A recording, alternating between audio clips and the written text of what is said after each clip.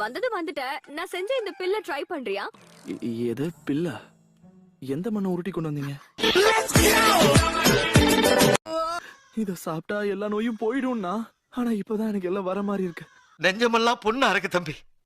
டேய்டாரா, அத பாத்தியா நீ? அங்க ஒரு டிம்பிளிங் கடை இருக்கு. நாம எதை தேடி போயிட்டு இருக்கோம்? 3 டேஸ்னா மாங்கா.